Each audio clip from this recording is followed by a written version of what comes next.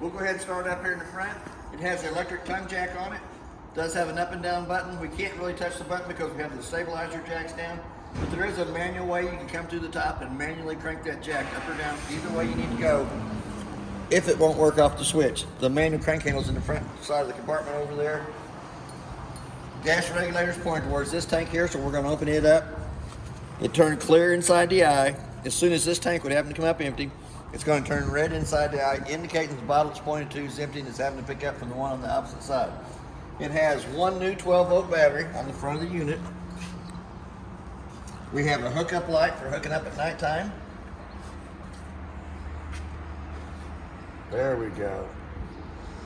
It also has a gas bottle cover with two tabs underneath that a bungee cord would go underneath the metal rack to hold it in place. But it also has the quick disconnect at the top, so you don't have to take the cover off every time you want to get into the cylinders to open them or close them. So we're going to start down the outdoor side. We're going to come up to our water fill compartment. In our water fill compartment, it has a battery disconnect up in the upper left-hand corner. We have a light inside there for hooking up at nighttime. We have a satellite hookup, a part cable hookup, a black tank flush, excuse me, a freshwater tank fill, and a city water connect. Then we have an outside shower that gives you hot and cold running water to this side of the unit. It also has a plug in the bottom of that so you can bring your water hose and your cords up for your cable, so you can leave the big door shut.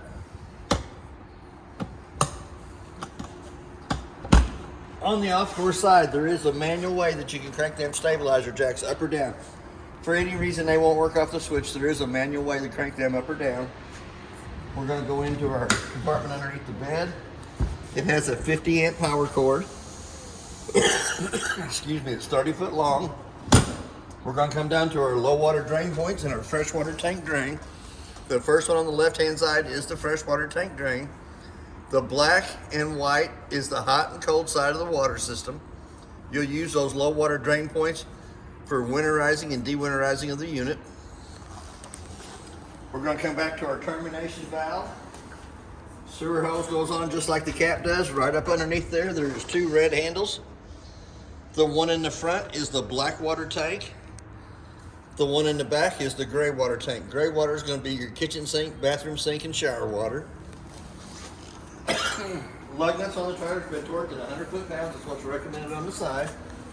Tires are aired under pressure, which is 65 pounds on the side of the tire cold. We're going to come back. We got you hooked into the shop cord for right now. Here again on your stabilizer jack on the off-door side, there is a place where you can manually crank that jack in or out.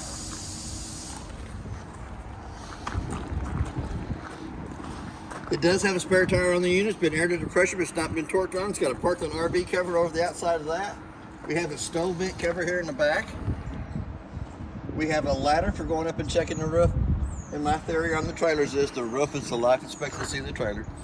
The quicker you can fix the problem on the roof, the better off you are. Our switch for our stabilizer jacks in the back is right dead center in the middle in the back. Going down the door side, it does have a hot water heater, gas electric. Before you turn on either source of heat, you always want to pop the pop-off valve and make sure you got water coming out of the top of the pop-off valve. Also has a drain plug in the lower left-hand corner for draining the water out of it in between long trips and for winterizing purposes. It's already got a diver screen over it.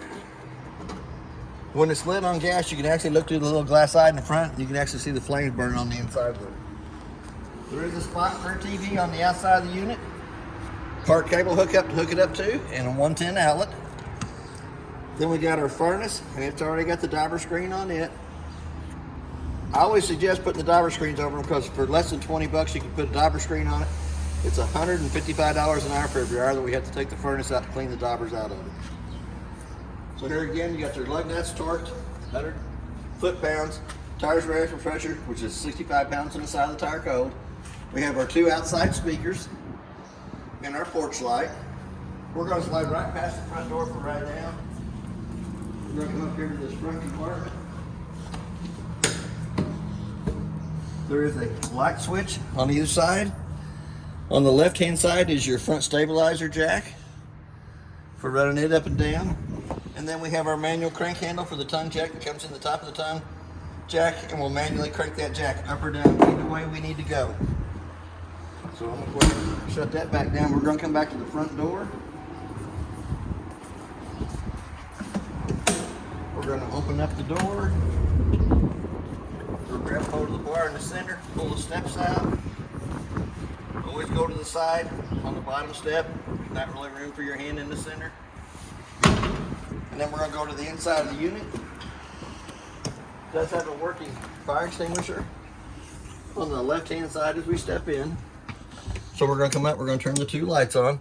The first light switch turns the center row of lights on in here. The second one turns our amber porch light on. And then we're going to go ahead and we're going to run this slide room out. It's a big old slide. Big slide.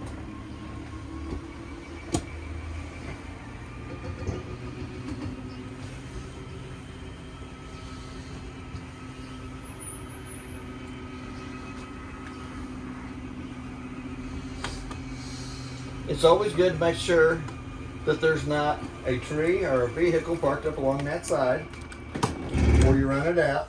All the rest of the lights in the living room, kitchen area have to be turned on by hand. They all have a little push button in the center of those. We also have our GFCI outlet at the back side of the kitchen cabinet. We have 3 remotes on the top.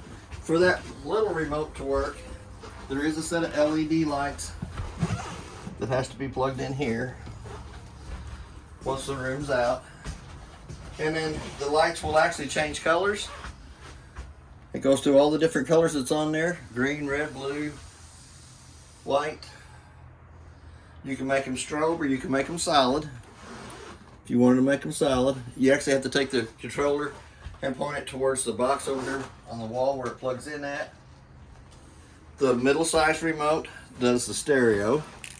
Turns the stereo on it here. And there's your outside 2 speakers playing.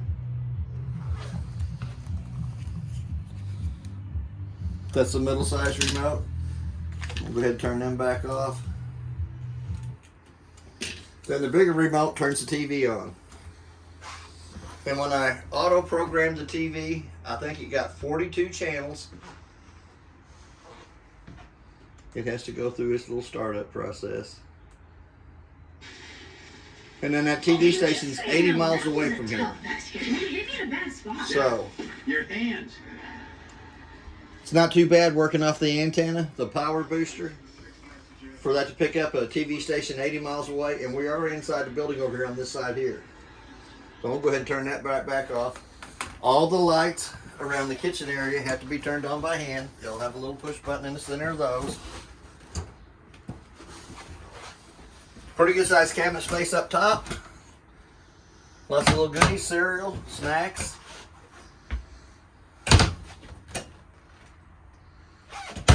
On your kitchen faucet, you'll have your hot water on the left side. Your cold water is going to be on the right side. They left their strainer in here. There is a sink plug for either side.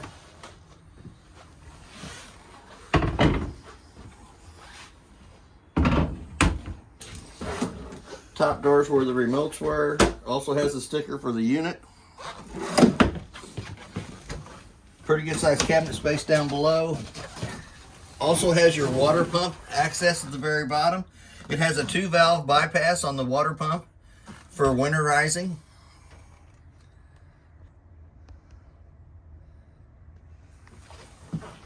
And you can also access the back of the hot water heater through that same compartment on the right hand side. It has 2 valves on the hot water heater. The 2 white valves are pointed towards the tank, which lets the cold water go in the bottom, hot water at the top. When you get ready to winterize, them 2 handles get turned sideways, which actually makes a loop at the back of the hot water heater so that you don't have to fill the hot water heater with antifreeze. Here again, we're going to come up to the stove top. We're going to turn it to the light position using the striker on the left hand side. Sometimes it takes a little while for the gas to get back to this area. And then we're going to have to turn the gas bottles back on. Same way with your oven, you can turn it to where it says pilot on. It does not work off the striker on the left hand side. You actually have to get a long lighter or a match for this one and come right here to the right hand side. Light the pilot on it, let the pilot run for about a minute, which heats the thermocoupler right above it up. Once the thermocoupler gets up to temperature, then you can turn it up to whatever temperature you want the oven to be set at. It has a light for the stove top and a fan. For the fan to work properly, the 2 tabs on the outside vent have to be lifted up, allows the fan to vent to the outside. We have a standard microwave in here. Does have a clock button on it. Let's say it's 11:30. Okay. And then hit your clock button again to the 2 center eyes that's flashing on it. We're going to go over to the freezer section. Excuse me, the controls for it are in the upper right hand corner at the top. And as you can see, we got it on auto, which is the 110 side of it. Pretty good and cold up inside already. But to get it off of electric over to gas, all you have to do is push the gas button, let it come out. It changes the little dot on the eye up here, brings it over to the LP side. For any reason, it does not light on gas. That little light up here is going to start flashing. Excuse me. So to take it back off of gas, which is in the upper left-hand corner, all you do is push the gas button there. It goes back over to the auto side of it, which is back to the 110. And then you have a temperature set button between 1 and 5. Also has the instructions on the right hand side of the freezer door of how to use those buttons and how to set the temperature on it. So we'll close it up, come down into the bottom. Good sized refrigerator.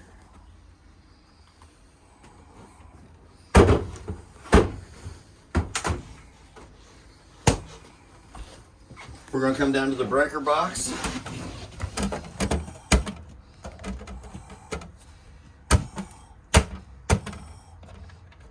And you got a fingernail to get in there to that.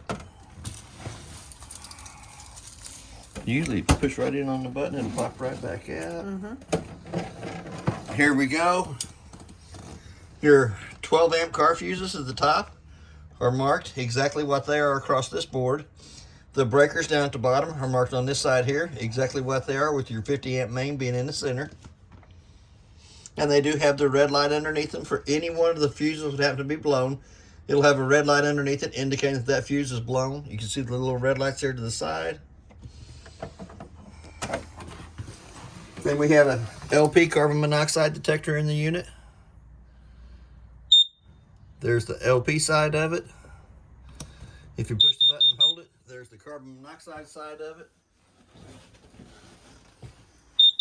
Guess that should do that one more time. Then we have our kitchen table and chairs. There's storage underneath each one of the chairs. We have our shades in behind that. That is a fire escape window with the 2 red handles. Lifts up, hit on the center of the window will open up for escape on that side of the unit there. Little black button in the center turns the lights on here. Okay. Little black button in the center turns the sconce light on the wall. We're going to come up here to the light above the couch. It's got its own little switch in the center of it. We do have the darked out shades. Couch will butterfly out into a bed. We have our speakers in the ceiling for the stereo. There's 3, 4 of them in their unit. Pretty good sized cabinet space up here at the top that also has your TV booster at the top up there. The 110 outlet that the TV's plugged into. A couple little hangers up on the top, a couple little key holders on this side over here.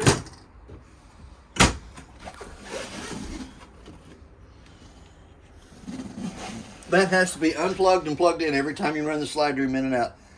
Unplug it, stick it over in the corner, run the slide room in past it. We do have the fireplace. Let's see. I don't remember if it comes up or down. Has an on and off button on it. Turns the power on.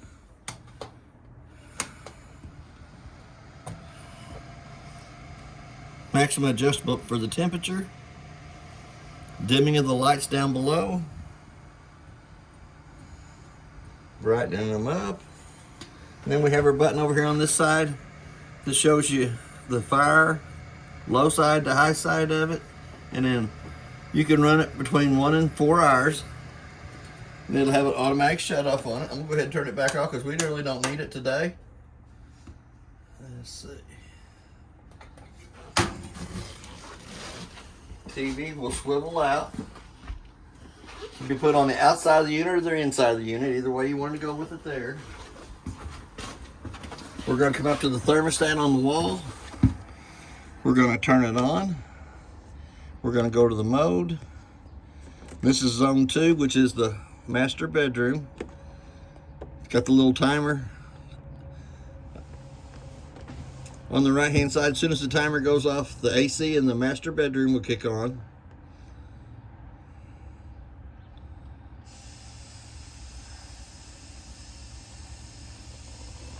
Come on.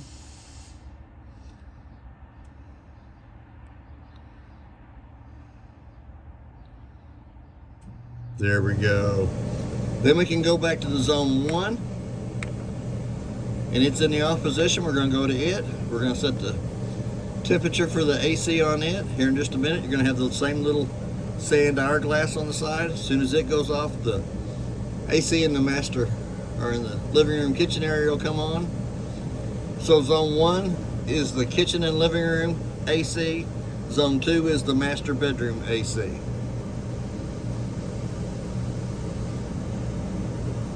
Gotta go wait for the little sand thing to go away. There it goes. Now the AC in the living room kitchen area is on. It's got 2 light switches on the wall. One turns the light above the toilet on. The second one turns the light in the master bedroom.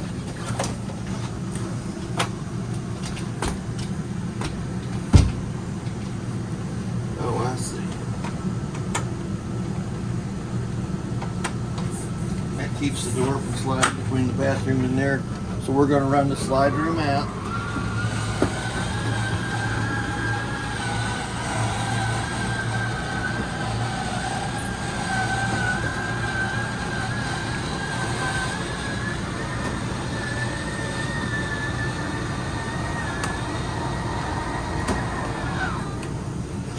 The 2 lights above the sinks have to be turned on by hand. They have a little push button on either side of those.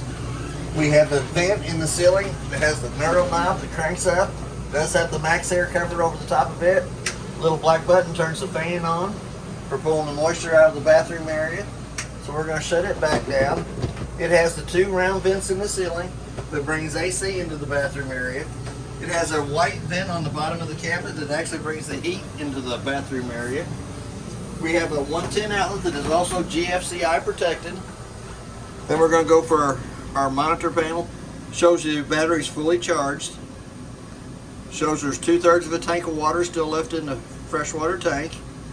Black tank is empty. Gray tank is empty. And we don't have a galley tank on this unit. It does have the pump switch on the right hand side at the bottom that turns the pump on between the freshwater tank and the faucets.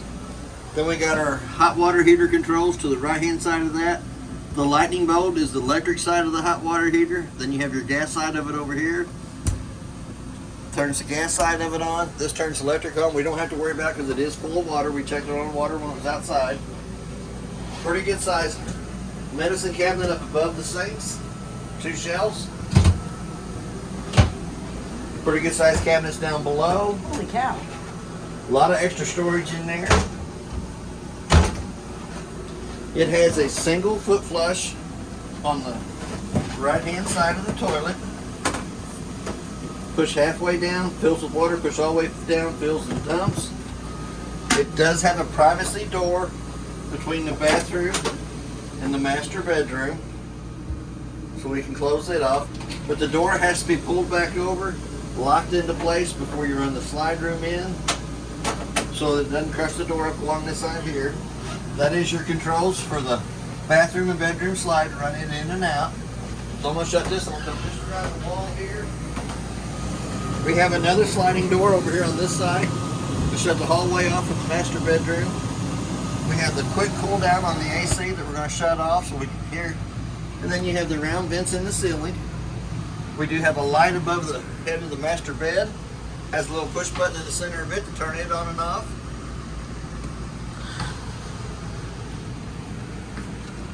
There's also an antenna on top of the unit that is in the down position right now. All you have to do is crank it around like this for it to go up above the roof about 3 foot. Pull down on this radius, turns it, the antenna, so that if you're auto programming your TVs and you don't get the channels you want, pull down on the big rotator cup, rotate it a quarter of a turn, do your auto scan on your TV again. Sometimes you lose a few channels, sometimes you pick up a few channels, but you always want to make sure that you crank that antenna down before you pull it in or out of the building or go underneath power lines, because you don't want it to be 3 foot above the trailer and catch as it goes across. Light above the dresser has to be turned on by hand. There is another 110 outlet and a park cable hookup over here for working off the park cable or the antenna on top for a TV to be mounted in here. We're going to go into the master closet. Pretty good size there. It does have a light in the center of it to turn it on and off. So I'm going to slide it back over. I'm going to open up this side over here. Still using the same light at the top, but it does have accesses into the back of your water fill compartment. So if you ever have to work on any of the water lines or anything like that, it's right there underneath the board. On the left hand side, it does have a finger hole inside of it for access to it. Got a pretty good sized closet in it, a lot of hanging room for clothes. So we're going to slide this back over. And while you're in travel, you want to make sure that each one of these doors goes in, locks into the clip, so that it doesn't sit and slap back and forth till it breaks its way out. And if I'm not mistaken, there should be a little storage underneath the bed. That's not a little storage, it's pretty good size storage. That's a lot of storage. Extra pillows, blankets, Snacks. Each one of the ACs has a quick cool down on this side here that opens up, lets all the cold air pour into the master bedroom or in the living room, kitchen area, either way. Once it gets cold enough for you, you can always flip it back over here. It does have new grates and filters on both the ACs. Had to replace both of them. Little tab that broke off on one side of them. But the master bedroom AC will go through the round white vents in the ceiling all the way to the kitchen area. Same way with the AC that's in the living room, kitchen area. We'll push air all the way back through to the round vents in the master bedroom too. That's basically, well, forgot. We got a fire escape window on this door side over here. Pretty simple to use. You lift up on the tabs. You can get your own hands to work. Push in on the bottom of the window for access out that side there. You always want to make sure that you click them back down in place. But it also has a slider window above it that you can slide up for a cross draft wind coming through. Can't get my old fingers to work today. And it's got a shade on it too, so it can black out the master bedroom. But that's basically everything on your unit. If you have any questions, I'll try to answer it the best that I can, and thank you for your time.